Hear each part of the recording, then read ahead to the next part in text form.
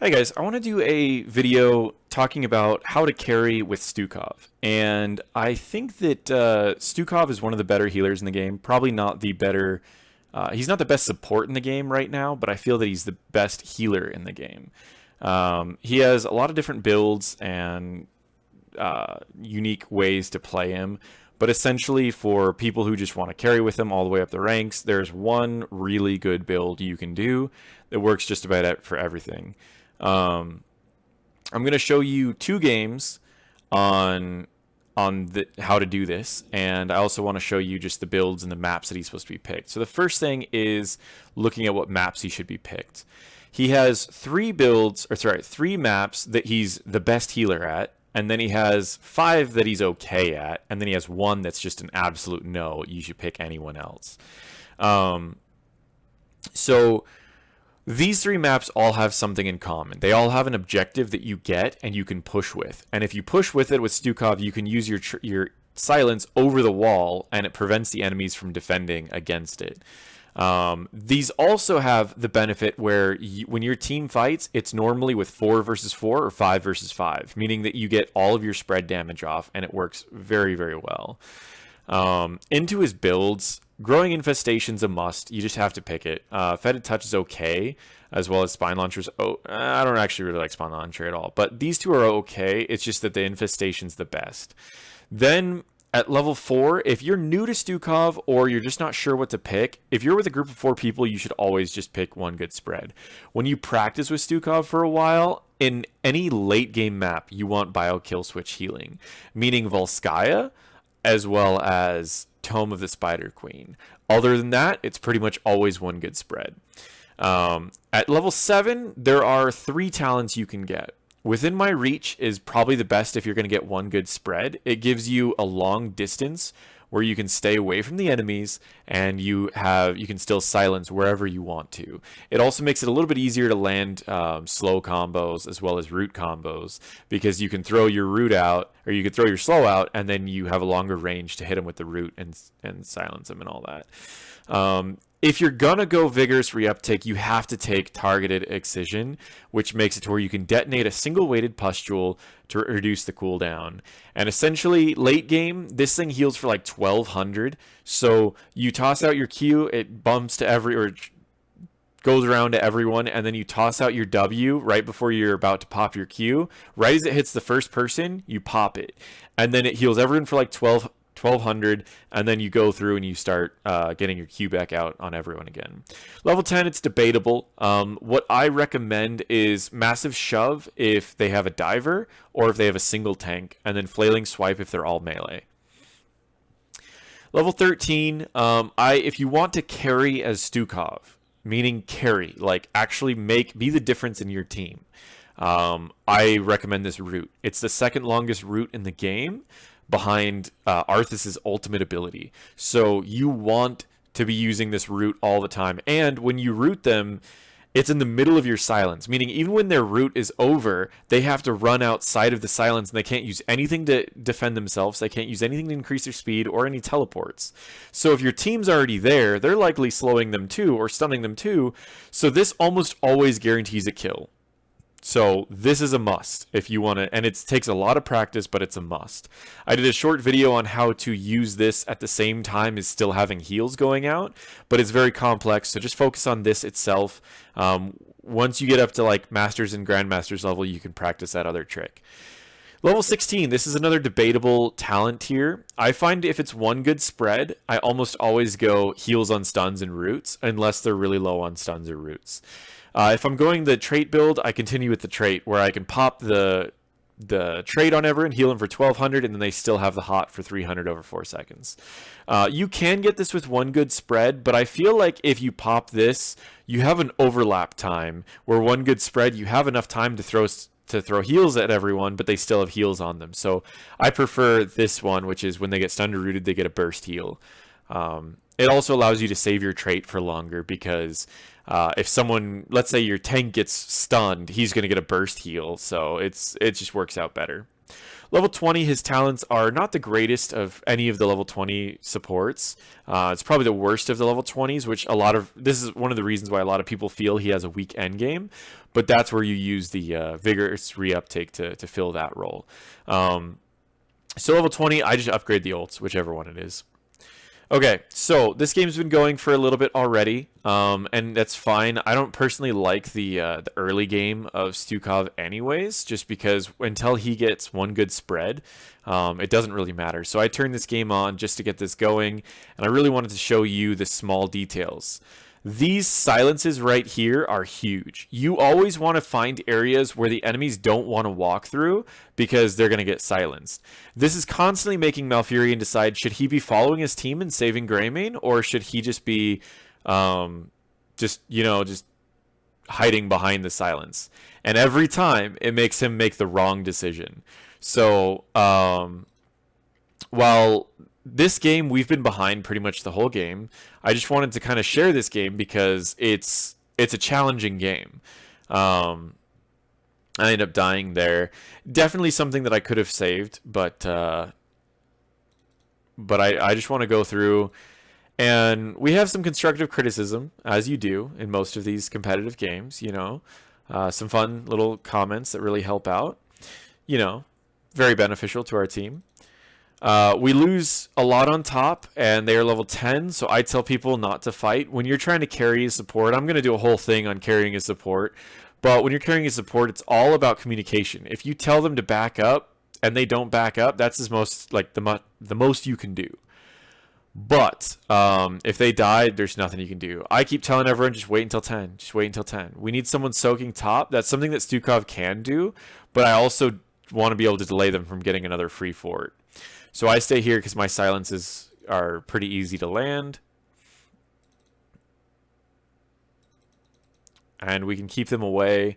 They call out to do this fight here to try to invade. I don't want to do it, so I just tell them to back up. On this map in particular, if you're a support main, you should always be telling your team to do this before the actual objective, because if you can get this camp, it will push for a long time and it'll split up their team during the objective, making it easier to win the objective. If they don't split up their team, you get free forts. So I call it out, but I don't know if we end up going for it this game. Yeah, we don't end up going for it. We lose the fort. We're going to lose a lot. Again, we're still not 10. Like, we shouldn't be fighting at all. A lot of playing Stukov is making plays with your slows and your silences, and just making team fights always a win. Right here with the silence, if I silence here, I'm splitting up their team. If I silence here, they can just walk around it. You know what I mean? So picking where you want to silence is very important. I decided to silence here only because I wanted to make sure that my people could get in the bunker without getting flipped. And then I turn off the silence so I don't get interrupted by that knockback. Like, valuing your abilities and your timing is very important. Knowing when you should hold your silence out is just something that you'll have to practice quite a bit. I can go for a slow and a silence here, which is what I do. We kill Artanis. And I'm a little worried about Greymane, but I don't think I'll die from him. Remember, your auto attack does a lot of damage, so utilize that whenever you get a chance. We need to defend here, so we all go over to fight him. Some more constructive criticism. And I'm going to speed up just a little bit. Okay. Again, if I silence here, I'm going to be zoning them out completely. If I silence over here, I can zone them out, but it's too close to our team that we're not abusing it. So right here is a big part where a good Stukov is going to silence perfectly, while a bad Stukov might waste it. So what do? I silence here. This is a great spot. We're silencing 3 of them already, as well as we now have time to send him off here if he wants to do that, or just really do whatever we want to. We get flanked from behind, and I believe I may die soon, but I'm not sure. I moved over this way because I didn't want Diablo to stun me into this wall. Because if I would have moved down this way, I would be at risk for Diablo. He did use his stun there, but the cooldown's not that long, and there's a talent that he can get that makes it to where the cooldown's even shorter. And I wasn't going to check the talents at the time, so I moved around the safe way, and I wanted to get back into position so I could heal everyone again. And Stukov's very strong at healing people up, so if you can keep people alive, again, I used an auto attack to finish them off because my auto attacks do a lot. As long as you can keep everyone alive, in between fights, you heal people a lot. Everyone's low in this fight, which is a really good spot for us. Now, we all kind of derp out and get killed by Li Ming. But actually, we don't there. Never mind, that was another game. But you can see we were all very low, and now we're all almost full. We won the race, and we're pretty much all full. So, one thing that you always want to do, this zone right here, I don't know where the enemies are right now. So I want to be putting a silence right here so that the enemies can't run out and DPS our immortal. At the same time, this also gives us vision on the enemies, so someone like Cassia can auto attack the enemies while she's standing right here. So it's used for a lot of different purposes. I want to get heals on everyone before I toss out my E. And I get an auto attack off first, get heals off again, and this is what I'm talking about. Boom, right there. Now we have vision. Now they can't come down and DPS it. So this is it at full health right now. And I'm going to show you how much health it loses throughout this. So remember, full health is it sitting at about 125%.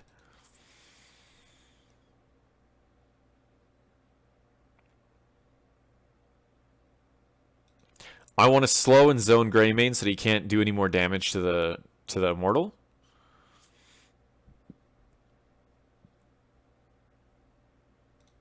I silence just so that Diablo can't pull and flip someone, or flip and push someone. That's an interesting arrow. Okay, the immortal's sitting at about 80% health. He only went down by maybe 40%, and we already took down a fort. We're all full health still. I mean, not full health. We're all still alive, and I'm Stukov, which means if we're not fighting, we're going to get them all back to full health again. A big part about playing Stukov is taking it slow. Again, I'm silencing. I want to make sure that they can't get in here. There's a better position to silence sometimes where you stand over here and you can silence in between the fountain, because then they're all going to hide next to their fountain because it's safe. And then they won't want to initiate. So it's a little bit better to do it closer to their fountain. I'll show you in another game.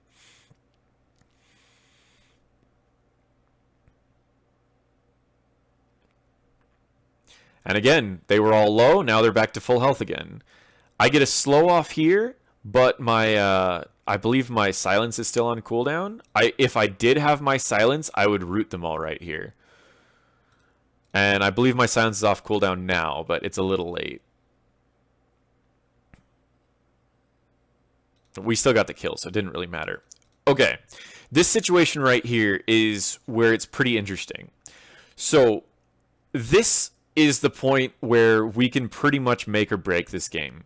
If Cassia dies, they can turn on us and they can kill us because that's the majority of our damage. The way Hanzo in this build works is he needs to be able to be in a tight space so that he can land a bunch of his W's. Well, sadly, this is not a tight space. His W's are not going to do a lot of damage, so all of our damage is on Cassia.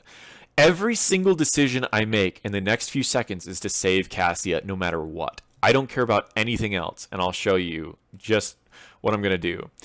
Diablo does his combo, which if Diablo uses his ult, Q, E, he will always land his combo. So I know for sure Cassie is going to take a stun. I make sure that I get my Q out first. I tossed a W before I saw Diablo going in because I knew the direction he was going to go. Which, what does that mean? That means I can guarantee I can get a root on him as well as a silence, which means that she's not going to have to worry about him flipping back or anything else that Diablo can do. I know that she's going to get a burst heal large enough to where she won't be able to die from Li Ming's abilities. So the only other person I have to worry about right now is myself getting stunned as well as Greymane coming in and finishing off Cassia. So I'm going to silence. I use my burst heal, so she's back up to half. So that means that Li Ming can't kill Cassia, which means that Li Ming's not going to be able to kill anyone.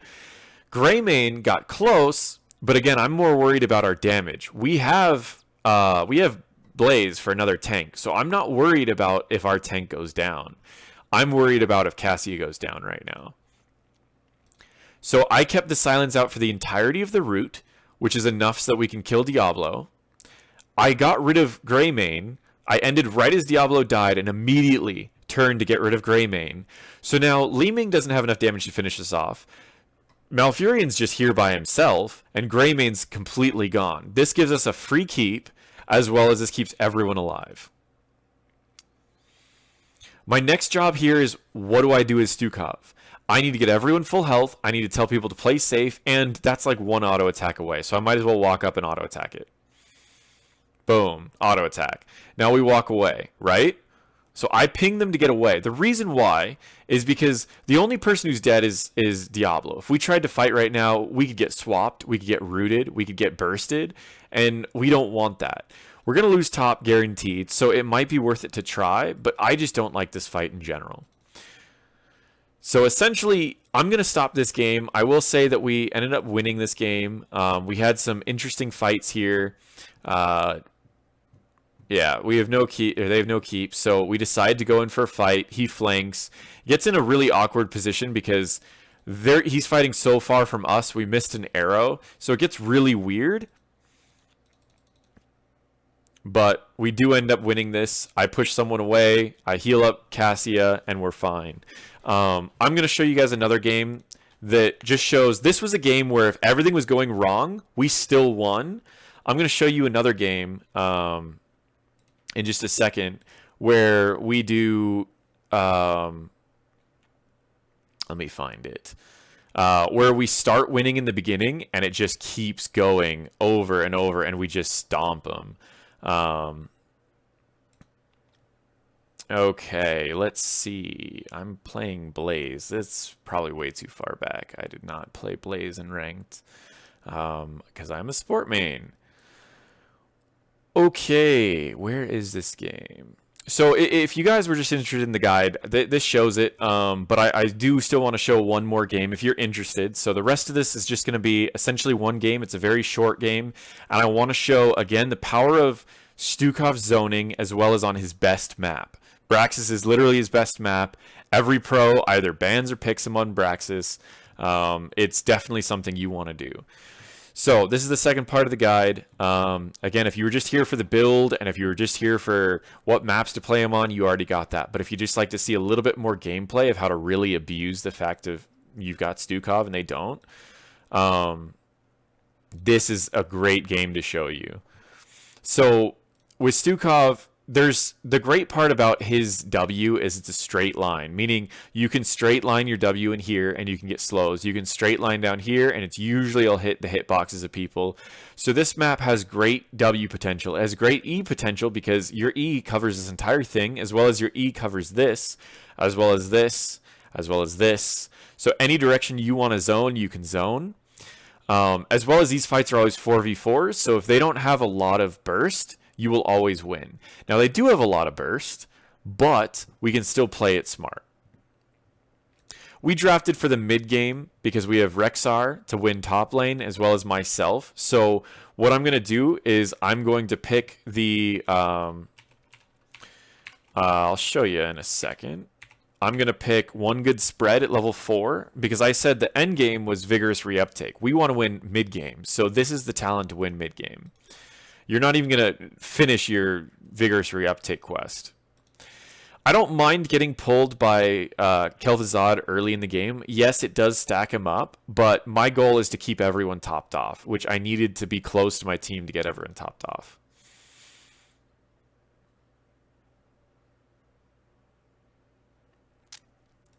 So because their burst didn't work, we can heal everyone up, and we have more of a burst poke comp.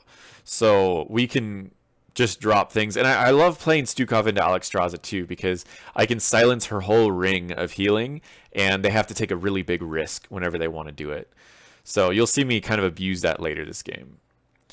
Okay, right here is one of those fights where I got my Q off on everyone. My goal now is to disrupt them.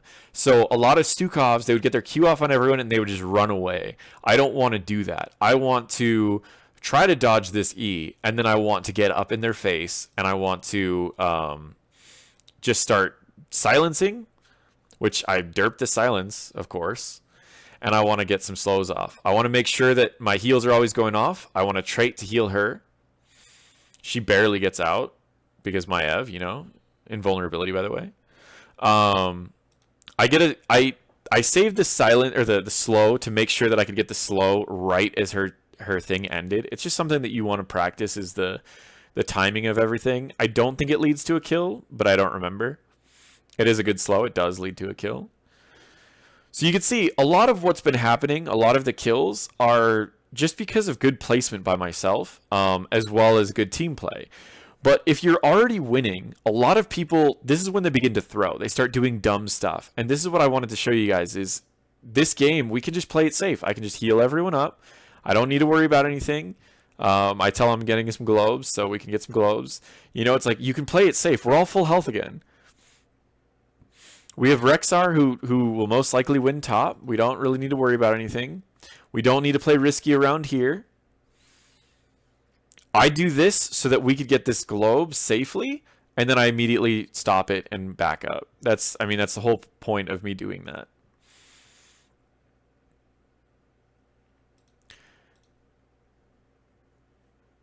Tracers, I mean, they're doing whatever. I get my Q off first because I know I want to get a silence off.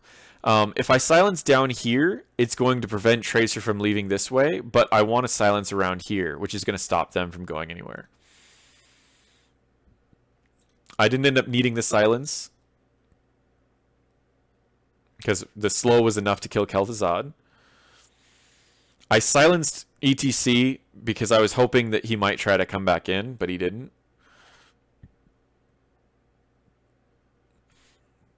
So we are pretty much just stomping right now. And again, it's just a whole bunch of small little details while you're playing.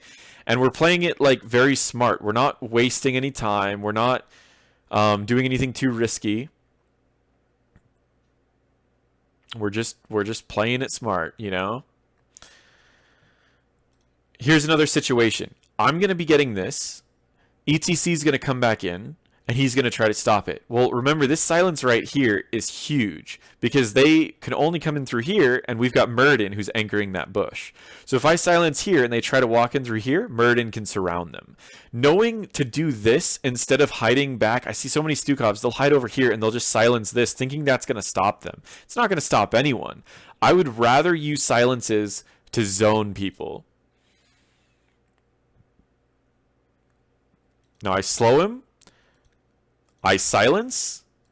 I use my trait to slow him for 70% in there. Muradin realizes what I'm doing. So then Muradin goes in to body block him. When ETC realizes that Muradin's going to stun him and body block him, ETC's only option now is to get over here and slide out, which he's probably going to get stunned and body blocked, or go down here, again, probably going to be stunned and body blocked. So his last option is go to me and stop the stun with W and try to slide through Muradin. But that's going to cause him to go all the way through this silence for that entire time, which is what he decides to do. Remember, this is a Masters game, guys. This is High Masters. So in a High Masters game, he makes the best decision, but it's the lesser out of three evils, right? So he's already screwed. But I'm the one that put him into that position. Have you ever been playing tic-tac-toe and like you put him in a position where they can only make two wrong decisions and you'll win either way? That's exactly what Stukov wants to do with your silence. So he interrupts me. He uses the slide to get out after the heal, of course.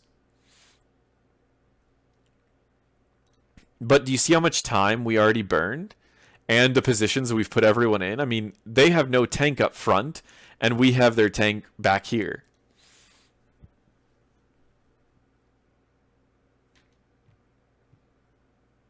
So we have this location again is Stukov. I say, hey guys, let's play slow. And so we just play slow. We know Rexar is eventually going to win top again, and I just want to heal everyone back to full. We don't need to take any unnecessary risks. We don't need to do anything too crazy. We just are going to play it safe. I get a slow again on ETC. Remember, I'm not going to try to get a slow on her. As much as that would be great, slow her, silence her, try to get a tracer kill. No. I'm going to get a slow on their only tank, because without their only tank, they have nothing left. I silence him through the only direction that he can leave. Now he has to go through Muradin, and he's slowed the entire time through Muradin, or he has to go directly this way, which is going to be silenced the entire time. Doesn't matter where he goes, he's dead. It's just simple silences, guys. Simple silences, simple slows. We keep everyone topped off. I want to point something out that's kind of interesting. Other than Ragnaros, who's up at top lane, look at my healing versus their damage. We've got 5k and 4k, that's 9k. I'm already out healing 2 of their damage dealers. Literally. I'm out healing most of their damage. And I already have more damage than their healer, so it doesn't matter. I've led to 8 kills. This healing's so strong on Braxis, there's nothing they can do about it. I get the globes just for myself, really, because I need the mana, but otherwise I can keep everyone healed up. After 4, you don't really need the mana because of one good spread. Okay, a lot of mistakes that Stukovs make is they will try to defend against the Zerg wave because they have this giant AoE that does tons of damage, right? Not really. Its damage is okay for clearing waves, but ultimately there's a better purpose for using your E, and I showed it to you in the last game, and I'm going to show you again. Now, we lost Rexar, so we don't have the soak for bottom lane, which kind of sucks. But it doesn't really matter. So, I get a slow on him. I don't need to use trait. The slow is going to be enough to finish him off. So I just get my Q off on everyone, and I start moving into position for my silence. Where you pick your silence is very, very important. In the last game, I showed you that I normally did it right here. But because we have such a huge wave here that we can stop them from, and her heal's positioned here, what I decided to do is I decided to put my silence here. Because this is going to allow it to where we have the zone in between their fountain. So if any of them are down here, they have to go all the way around here to get a fountain. At the same time, if they're right here by the fountain, they have to go through my silence to do damage. Essentially, they're not going to do any damage to this. As well as the kind of benefit of you can maybe silence someone while they're doing something. I get the silence off while she's going dragon form, so she misses dragon form. It goes on a 9-second cooldown or a 10-second cooldown.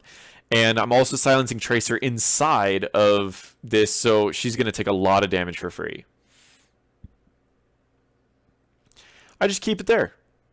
You know? Now they're forced in this small cluster where Chromie can abuse and just nuke the crap out of them. I want to get some heals off because Maiev was getting a little low, but she's also low on mana, so I want to make sure I get that orb.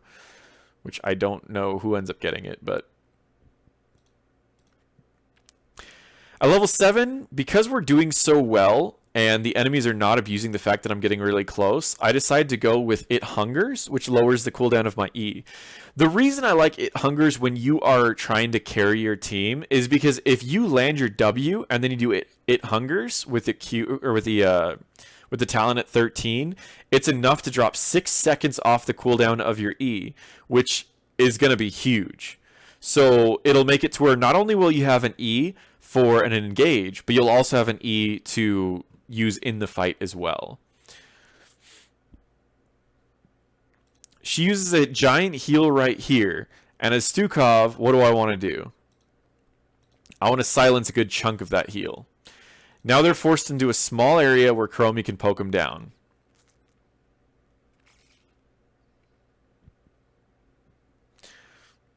Keeping everyone topped off, just letting them play safe.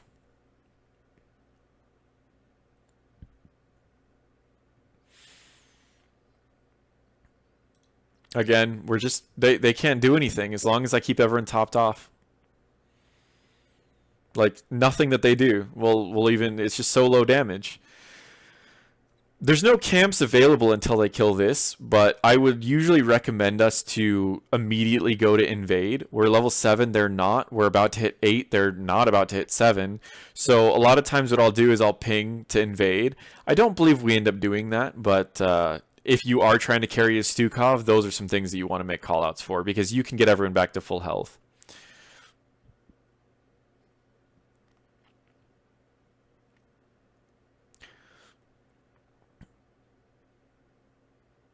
Right here, positioning is really important. I don't want Muradin to die, so what I would normally do, I don't know if I do it in this game, but I would move in front of Muradin so that if we get hit by a bomb, I'll take the brunt of the bomb damage while she's going to focus her auto attack on Muradin. This makes it to where none of us die. When you're playing Stukov, a lot of times taking some damage is nice because you're always going to have this spread on you. She doesn't end up going for it, so I don't need to reposition.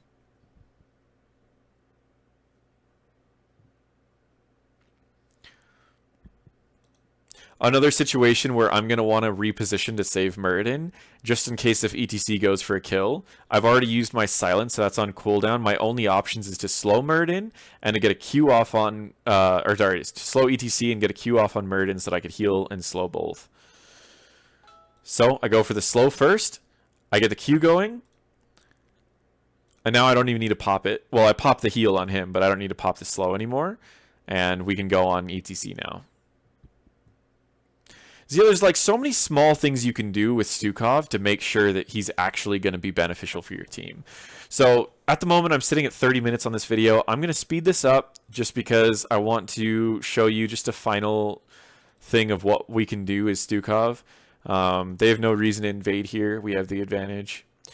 But again, we have Rexar. We want to win mid-game because late game we're going to have a rough time. So that's why I've been trying to go with more of an early game build instead of a late game build. Rag's going to die here if he goes for this, which I'm not sure what he's... Oh, he doesn't want to get pulled by Maev. He probably should have just taken it. So right here, I realize I don't need to do anything other than just do a slow. So I do a slow and I just go for an auto attack. His auto attacks do a ton of damage, so of course. I get my Qs out. I go for a silence. Again, the purpose of this was to have Maev pull them into my silence, but she ended up getting rooted. You always want to be planning for things like that, because if you can get a pull into a silence, they're screwed.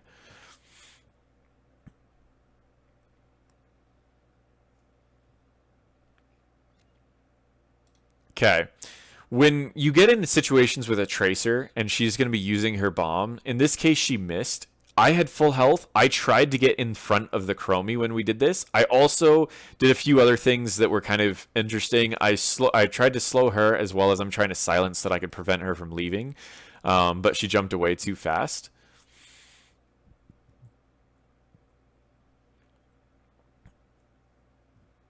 We have an interesting Maev ult there, but that worked out. So again, I have strong auto attacks. My goal here is just to get a couple auto attacks, but I realize that this is open, so I go and get this. Everyone's full health, so we should be doing a camp, which isn't available for 2 minutes. So what we'll do is we'll probably push with this camp, and I can use my E to zone them again. That is a lot of commitment for one person. Okay, so again, what I did here was I wanted to save my trait, because if she had a bomb, which she shouldn't have a bomb because she already used it, but if she has a bomb, I want her to toss the bomb and think that she has the kill, and then I can use trait to save her. But when I remember that she doesn't have a bomb, I just use my trait. For my ult, I decided to go with Flailing Swipe because these two have been very, very aggressive all game, and I just wanted the ability to be able to push both of them if needed, not just one.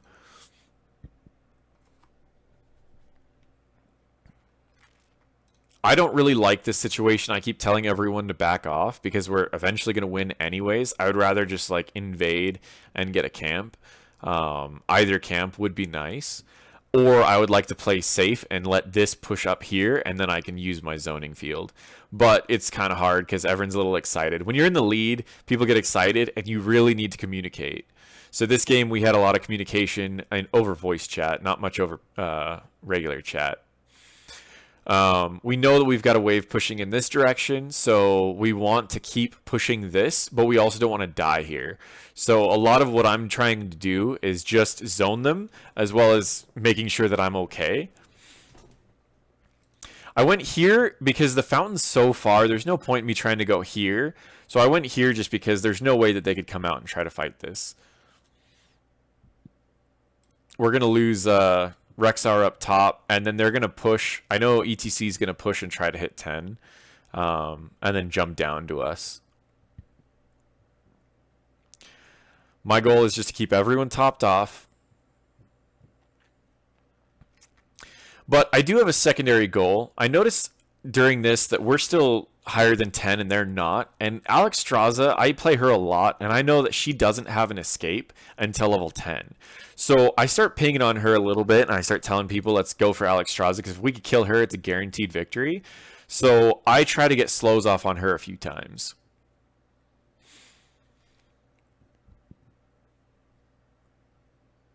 Now I switched to focusing on Rag. As you see, Rag showed up here and I immediately switched to him. The reason I switched to Rag here is because I can silence faster than he can use his trait. Meaning if I interrupt his silence, and what I'll probably do is I'll probably do a W into a silence and then root him or slow him while he's trying to get his trait off, which will be a guaranteed victory as well. So I changed from trying to kill Alex Straza to just trying to silence Ragnaros. So you can see I'm always in range to this Ragnaros. I realize that during this fight, he's not going to be able to get it off. So what I do is I just get a slow silence on him. You can see he's just slowed within that silence. It's pretty much enough to finish off Rag. And now I just want to get everyone full again. So we're going to play it a little bit slow. Maev is Maev because, you know, just getting Qs off. And we win the game. So I showed you an example of us losing, and now I'm showing you an example of us winning, and showing you that Stukov is good in both scenarios, as well as showing you some of his best maps.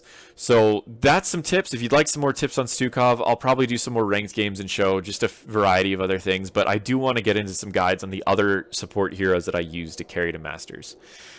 And if you're interested in seeing more videos support-wise, or just more analytical videos for competitive, feel free to subscribe, comment if you'd like me to add anything, change anything, whatever. And as always, thank you.